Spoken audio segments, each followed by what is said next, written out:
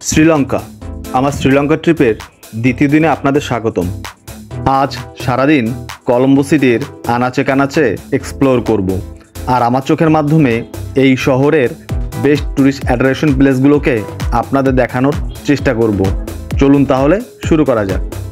আমরা এখন আছি দেউলিয়া দেশ শ্রীলঙ্কার রাজধানী কলম্বোতে।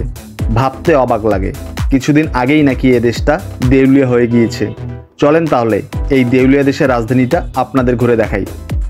ভিসার জটিলতা না থাকায় আর ট্রানজিট ভিসার সুবিধা থাকার কারণে বাঙালিদের কাছে প্রতিনিয়ত ভীষণ জনপ্রিয় হয়ে উঠছে এই শ্রীলঙ্কা। শ্রীলঙ্কা নিয়ে আপনাদের মতন আমার মাথায়ও নানা উদ্ভট চিন্তাভাবনা কাজ করেছিল, তবে সমস্ত উদ্ভট চিন্তাভাবনার সমাপ্তি আজ এখানেই হতে যাচ্ছে। শ্রীলঙ্কাকে নিয়ে মনের ভিতর সবসময় নানা জল্পনা কল্পনা কাজ করত। কেমন দেশ শ্রীলঙ্কা, কেমন বা তাদের সংস্কৃতি, দেউলিয়া দেশে ট্রাভেল করে কি হবে, শ্রীলঙ্কার কি নাইট লাইফ আছে, থাকলেও বা তা কেমন, ইত্যাদি ইত্যাদি। আপনাদের অজানা সকল প্রশ্নের একটাই উত্তর, অসাধারণ দেশ শ্রীলঙ্কা।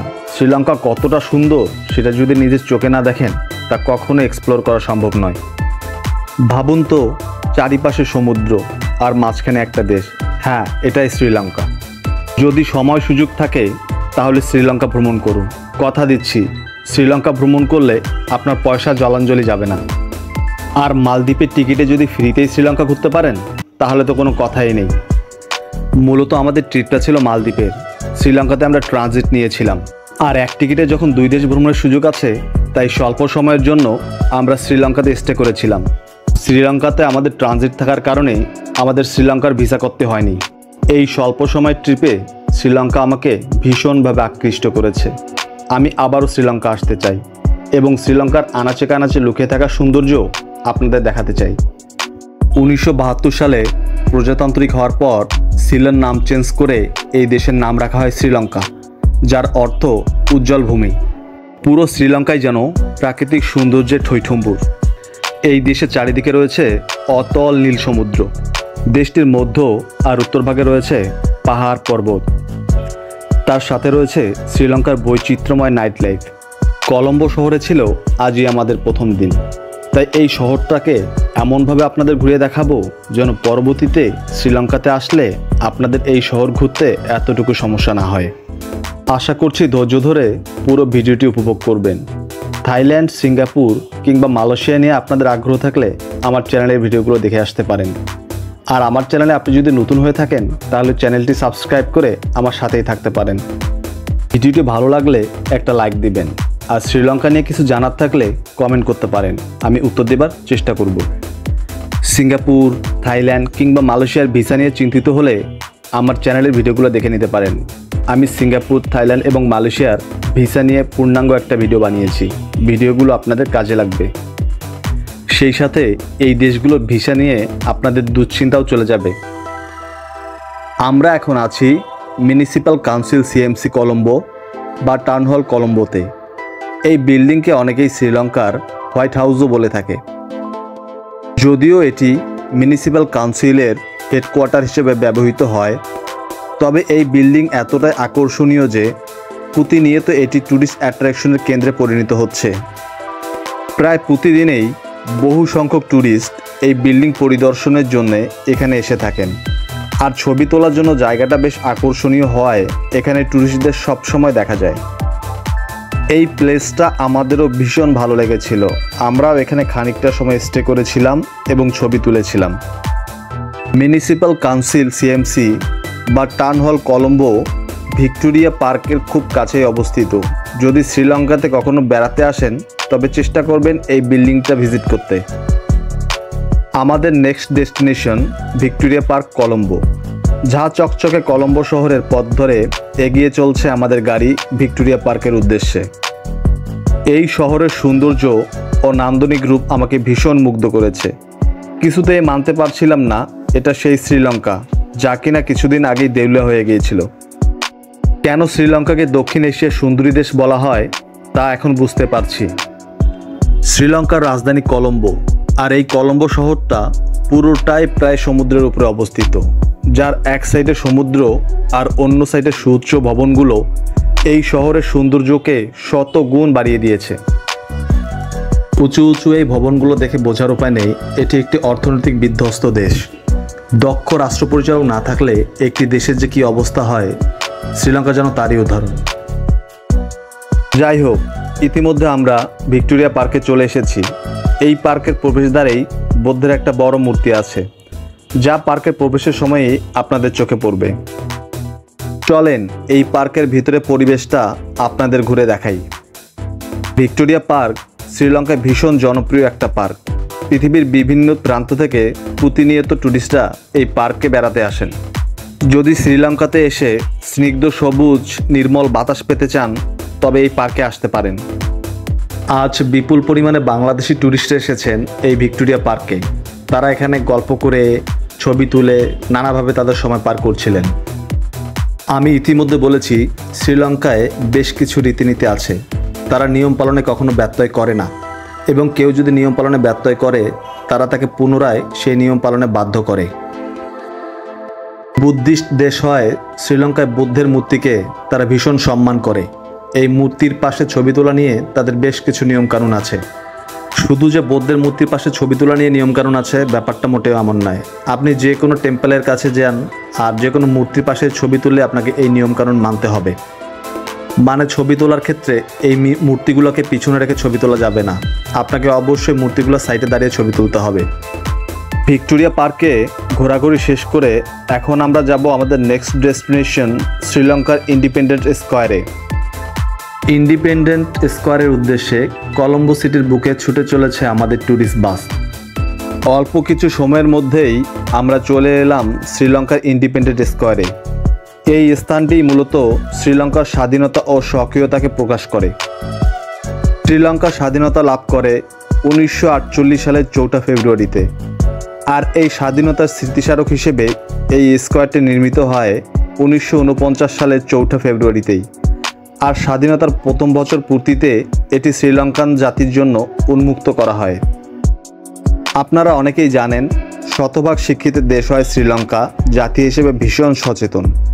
তারা নিয়ম পালন করতে এবং করাতে ভীষণ পটু। শ্রীলঙ্কানদের দৃষ্টিতে আপনার যদি কোনো নিয়ম পালনের ব্যত্যয় হয়, তারা আপনাদের সাথে সাথেই তা পালন করতে বলবে।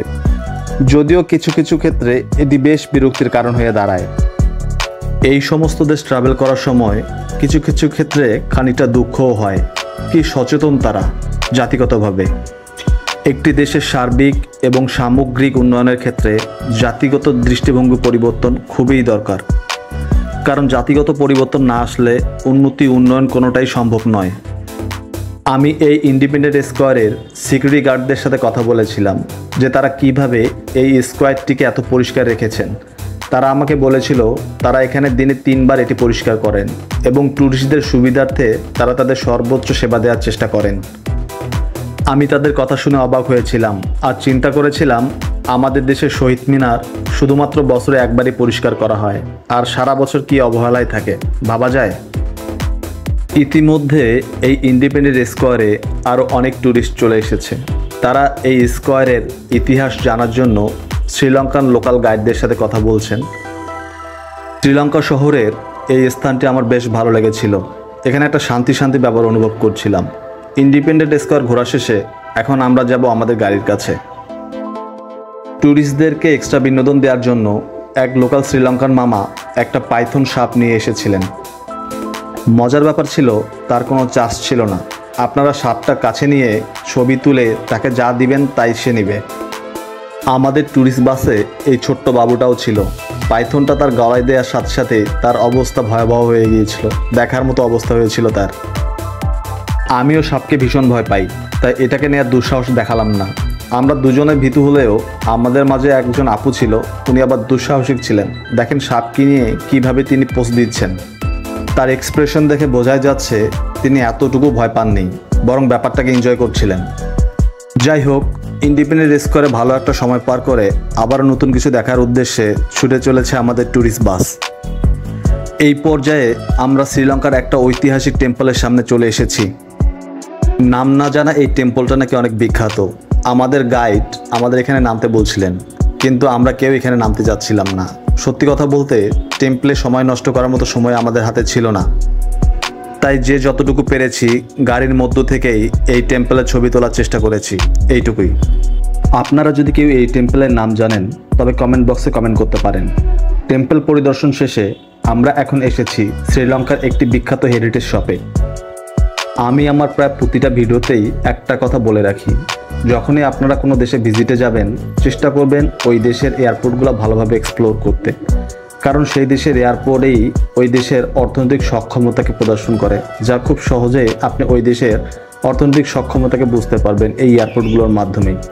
দ্বিতীয়ত যে কাজটা করবেন, ওই দেশের হেরিটেজ শপগুলো ভিজিট করবেন, কারণ একটা দেশের কৃষ্টি কালচার বা সংস্কৃতি কীরূপ তা এই হেরিটেজ শপগুলো প্রদর্শনের মাধ্যমেই বোঝা যায়, যা অন্য কোনো স্থান প্রদর্শনে বোঝা যায় না। এই পর্যন্ত আমার ভিডিওটা দেখে থাকলে অবশ্যই আমার চ্যানেলটা সাবস্ক্রাইব করবেন। শ্রীলঙ্কা নিয়ে আপনাদের কোনো মন্তব্য থাকলে বা কিছু জানার থাকলে কমেন্টস করতে পারেন, আমি কমেন্টের উত্তর দেওয়ার চেষ্টা করব।